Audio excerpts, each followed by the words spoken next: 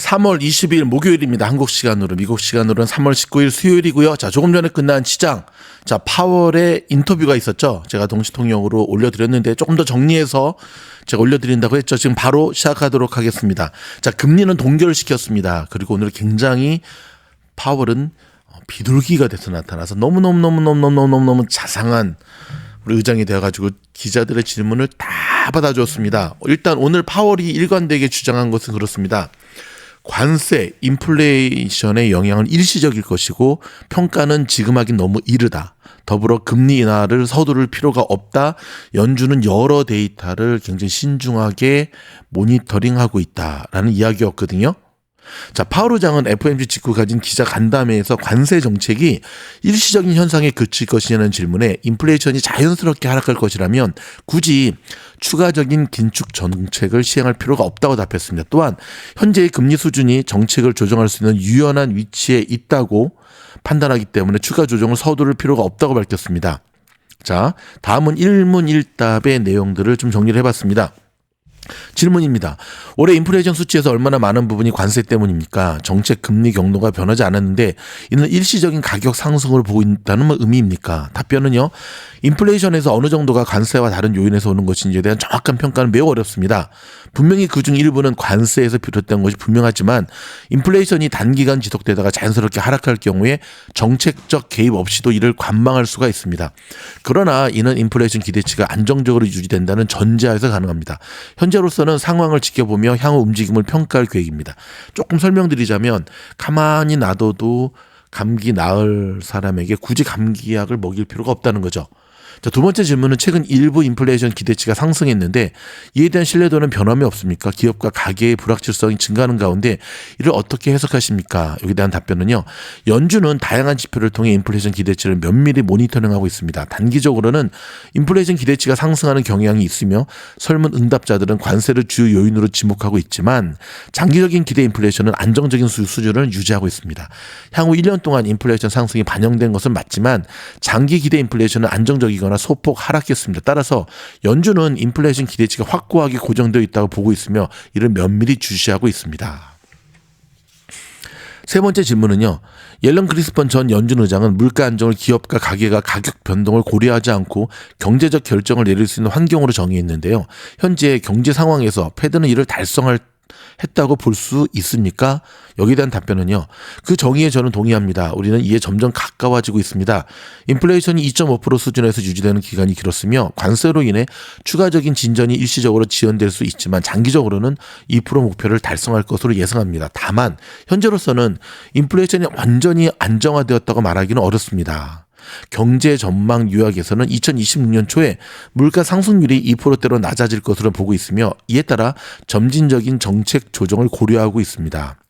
자, 세 번째 질문은요. SEP 방금 말씀드린 경제 전망 요약에서는 금리 인하가 반영된 이유는 무엇입니까? 여기에 대한 답변으로는 지난번 경제 전망에서 두 차례 금리 인하를 예상했으며 당시 경제 성장률이 2.1%에서 1.7% 하락할 것으로 보았는데요. 실업률은 소폭 상승할 것으로 전망했으며 핵심 인플레이션은 0.3포인트 증가할 것으로 예상했었습니다. 이러한 요소들이 서로 균형을 이루면서 전체적인 전망은 크게 변하지 않았지만 그러나 현재 경제 상황은 높은 불확실성을 동반하고 있습니다. 우리는 정책을 조정할 수 있는 유연한 위치에 있으며 추가 조정을 서두를 필요가 없다고 봅니다. 보다 명확한 경제 신호가 나타날 때까지 신중하게 대응할 것입니다. 자, 다음 질문은 실업률이었거든요. 실업률이 4% 수준으로 유지되고 있지만 신규 채용 속도는 23, 24년 추세에서 정체되고 있습니다. 채용 둔화의 원인은 무엇이라고 생각하십니까? 답변은요. 노동시장의 특징 중 하나입니다. 고령화에 따른 노동력 감소를 고려하면 현재 노동시장 참여율은 비교적 높은 수준을 유지하고 있습니다. 또한 임금 상승률은 인플레이션과 비교해서 적정한 수준에서 유지되고 있습니다. 그러나 고용 증가율이 낮아진 것은 기업들이 팬데믹 이후 급격한 채용을 마무리하고 있고 보다 신중한 고용 전략을 취하고 있기 때문입니다. 실업률이 자연 실업률 수준과 크게 다르지 않다는 점을 고려하면 현재 노동시장은 대체로 균형을 이루고 있다고 볼 수 있습니다. 다음 질문으로는요. 현재까지 새 정부의 경제 정책이 노동시장, 인플레이션 또는 경제 전반에 미치는 영향이 경제 데이터에 반영되기 시작했습니까? 특히 최근 해고 증가나 특정 산업에서의 고용 변화를 포함하여 어떤 부분에서 가장 뚜렷한 영향을 볼 수 있습니까? 답변은요. 아직 초기 단계이기 때문에 경제 데이터를 본격적인 영향을 미쳤다고 보기는 어렵습니다. 현재까지 나타난 해고 규모는 특정 지역과 산업에 의미가 있을 수 있지만 국가 전체 경제에 미치는 영향은 미미한 수준이라고 생각합니다. 다음 질문은요. 연준은 이번 관세 인상이 일시적인 가격 상승을 초래할 가능성이 크다고 보고 있습니까? 하지만 지난번에도 비슷한 전망을 했고 결국 인플레이션이 일시적이 아니었으며 서비스 부문으로 확산됐습니다. 이번에도 같은 실수를 반복할 위험은 없었나요? 되게 공격적인 질문이었죠. 여기에 대한 답변은 우리는 이러한 문제를 잘 인식하고 있습니다.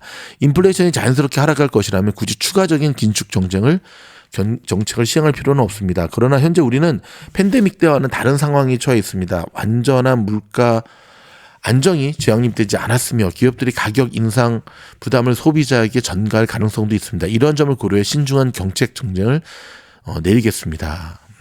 잘 빠져나가죠.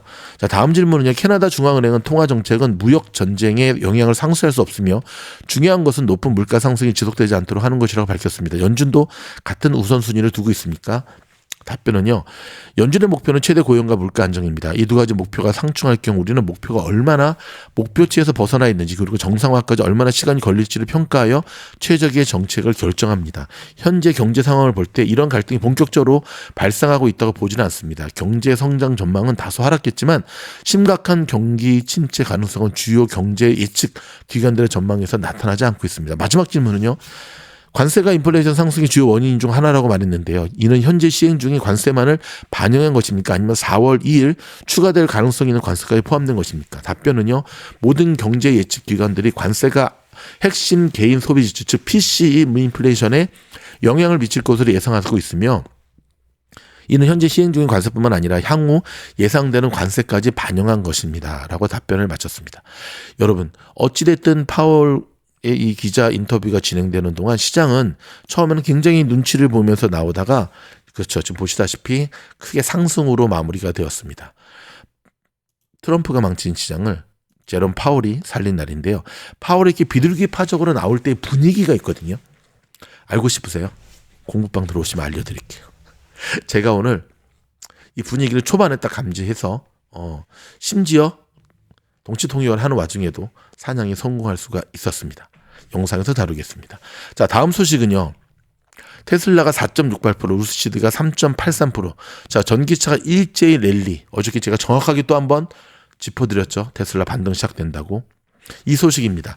연준이 금리 인하 전망을 그대로 유지하자 증시가 1.41% 상승하는 일제히 랠리에 전기차도 모두 상승했습니다. 일단 테슬라는 캘리포니아 주로부터 자율주행 전 단계 면허를 획득하고 자 투자사 캔터 피츠제럴드가 투자 등급을 상향하자 간만에 5% 가까이 급등했습니다.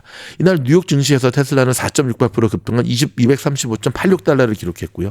이로써 시총도 7,586억 달러로 불어났습니다. 이에 따라 시총 10위에서 9위로 한 단계 상승했습니다.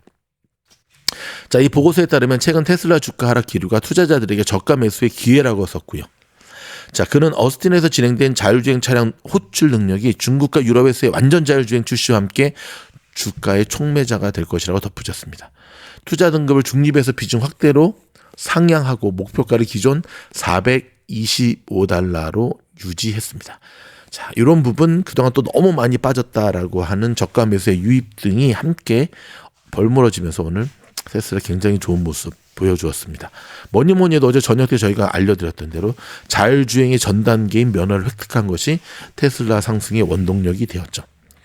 자, 일단 트럼프가 후티 지원을 즉시 중단하라 하면서 이란의 재차 경고에 나서고 있습니다. 말 안 들으면 이란 박살낼 분위기입니다. 일단 트럼프가 한나라 잡고 좀 두드려 팰 준비를 하고 있는 것 같습니다. 백악관은 트럼프가 젤렌스키의 우크라이나 전력 원전을 미국 소유로 하겠다라고 하는 것을 제안했다고 합니다.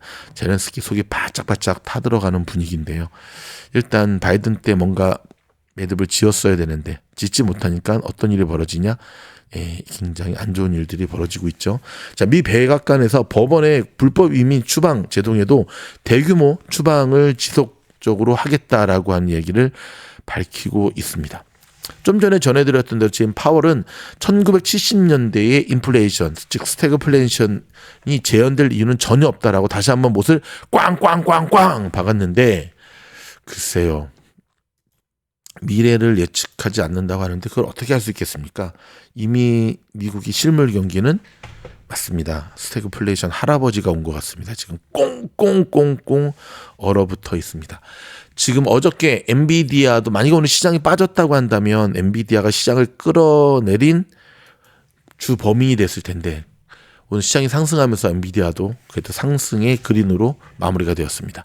4년 동안의 법적 분쟁이 끝났습니다. 미국 증권거래위원회와 리플 대상의 소송을 처리한다라고 밝혔습니다. 아유, 정말 힘들었죠.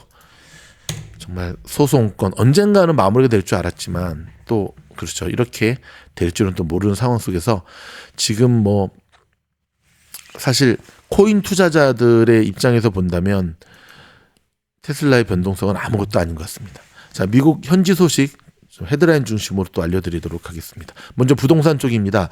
모기지 금리 상승과 경기 침체 우려로 부동산 시장이 압박을 받고 있는 가운데 지난 2월 남가주 평균 주택 가격이 7달 만에 처음으로 상승했습니다. 한 달 만에 0.3% 오른 87만 4,382를 기록했습니다. 식품의약국 FDA가 한국 통영에서 제조한 냉동굴을 먹고 노로바이러스 감염 증상을 보인 사례가 나타났다며 판매 중단과 회수를 결정했습니다. 나도 통영에서 좀 먹었는데, 여러분, 울타리인가 어디서도 팔던데 절대 먹지 마시고요. 한국마켓 특별히 조심하시기 바랍니다. 아셨죠? LA 퍼블릭 골프 코스에서는 티타임 브로커를 없애기 위해 1년 전에 도입된 $10 디파짓 제도가 성공적인 결과를 가져와 모든 골프장 예약과 운영이 순조롭게 진행되고 있다는 LA 타임스의 보도가 있었습니다. 자, 합법 비자 소지자들도 미국 입국 시에 정밀 검색을 통해 입국을 거부당하는 일이 벌어지고 있다고 어제 말씀드렸잖아요. 조심하시기 바랍니다. 트럼프 행정부의 대대적인 불체자 체포 작전으로 공포와 불정확한 정보가 확산되고 있는 것을 악용해서 연방이민당국 요원을 사칭한 사기가 급증하고 있습니다. 캘리포니아주 법무부가 경고에 나서고 있습니다. 자, 여러분, 4월 2일이 어떤 날인지 아시죠? 국가별 상호 관세율을 발표하는 날입니다. 특히 미국에 상당한 관세를 부과하고 있는 더티 15으로 지목된 나라 명단에 대한민국이 포함된지 여부 등이 큰 이슈로 작용할 것 같습니다. 어제 트럼프 푸틴 두 정상이 합의한 제한적 휴전은 결국 푸틴의 시나리오에 부합된 것으로 트럼프 대통령이 푸틴과 협상에서 사실상 진 것이라는 평가가 잇따르고 있습니다. 한편 젤렌스키 우크라이나 대통령 오늘 트럼프 대통령과 연락할 예정이라며 트럼프 대통령으로부터 푸틴과 나눈 세부적인 대화 내용을 듣기를 기대한다고 밝혔습니다. 존 F 케네디 대통령 암살에 대한 새로운 정부 문서가 어제 공개됐습니다. 60년이 지난 후에도 여전히 음모론이 남아있는 가운데 과연 자세한 내용이 바뀌어질 수 있을지 기대되고 있습니다. 오케이. 일단 저희가 준비한 소식은 여기까지고요.